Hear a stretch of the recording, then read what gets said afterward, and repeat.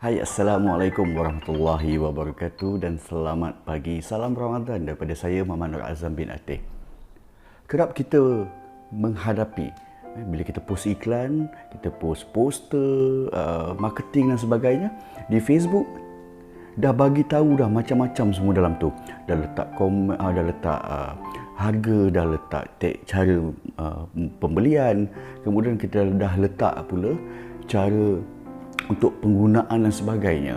Dan pada kita dah cukup lengkap dah. Okay? Tinggal menunggu orang untuk WhatsApp kita dan membeli.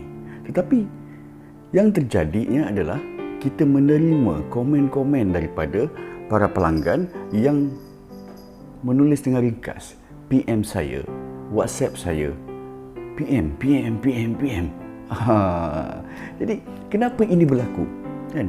Dan kerap pula kita lihat para penjual menulis di ruangan posting dia, selepas itu rasa tidak puas hati, rasa tidak seronok, kan? Geram dengan pelanggan yang macam ni.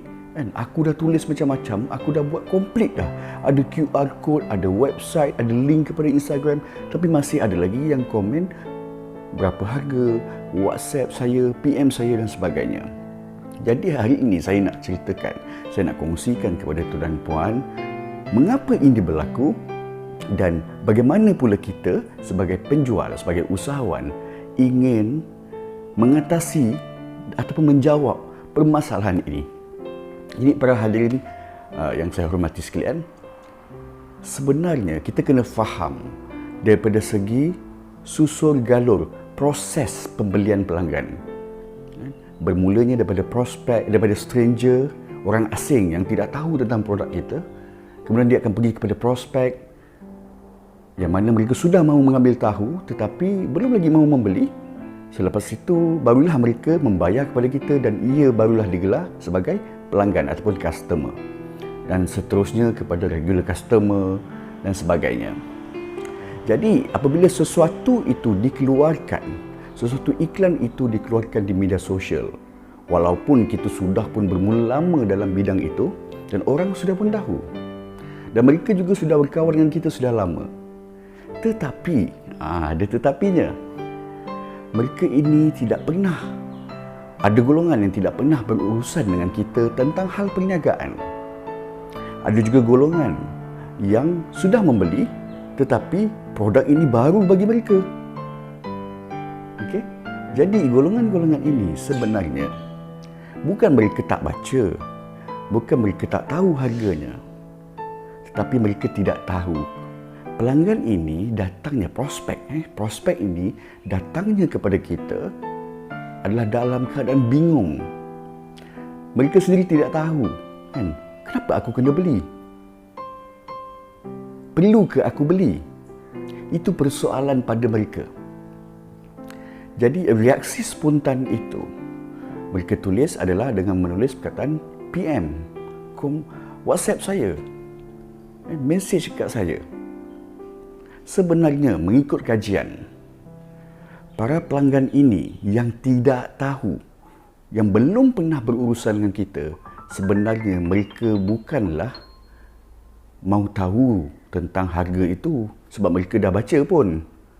Mereka bukan tidak tahu cara pembelian sebab mereka sudah baca ataupun tonton video panduan kita. Tetapi apa yang mereka hendak adalah mereka mahu tahu bagaimanakah efektifnya kita dalam menjawab soalan. Boleh percaya tak dia ni dengan berdasarkan jawapan yang diberikan? Apakah waranti yang boleh diberikan oleh penjual itu kepada kita, kepada pelanggan? Contohnya, apabila kita bertanyakan, pelanggan itu bertanyakan soalan kepada kita, PM saya, lalu kita pun tanya, kita pun terangkan dan sebagainya. Last sekali kita terus tanya, nak jawab. Kita terus jawab jawapan untuk soalan tadi. Dan kalau kita PM harga, kita pun jawab hargalah. Dan terus kita minta nak beli ke tak nak. Apa yang berlaku di sini sepatutnya adalah usahawan perlu tanya, ada tak soalan lain ataupun ada tak permasalahan lain yang boleh saya bantu. Dan di sini tuan dan puan akan dapat lihat, akan dapat baca sebenarnya ada permasalahan, keresahan para pelanggan untuk meneruskan pembelian. Ya, kadang-kadang mungkin dia kata, saya sebenarnya ada masalah kewangan tapi saya nak beli, boleh tak saya bayar minggu depan? Kadang-kadang dia malu nak cakap. Mungkin ada juga yang tidak faham cara nak gunakan. Walaupun dia dah baca, dia nakkan penjelasan. Tapi dia tak tahu nak tanya macam mana. Jadi kita sebagai jurujual kena alert dengan guts. Keresahan pelanggan ni kita kena faham. Kena dengar betul-betul. Jadi bila ada orang soal, jawab komen PM saya, WhatsApp lah saya, sebenarnya mereka mahu melihat kita efektif tak, cepat tak balas mesej tu. Bagaimana kita melayani mereka di dalam personal touch itu. Dari situ kepercayaan akan timbul. Mereka mahu lihat ini. Mereka bukan mahu lihat jawapan sebab mereka dah tahu dah jawapannya. Mereka mahukan kepercayaan, mereka mahu lihat warranty. Betul ke boleh beli produk ni dengan kau? Kau boleh bantu aku ke selepas pembelian ni kalau ada masalah? Itu yang mereka nak lihat berdasarkan cara kita menjawab komen, penggunaan bahasa. Sebab dalam personal touch dia akan berbeza.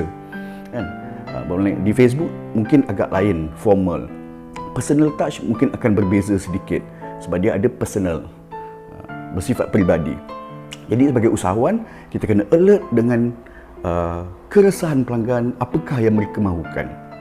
Mereka bukan mahukan jawapan itu.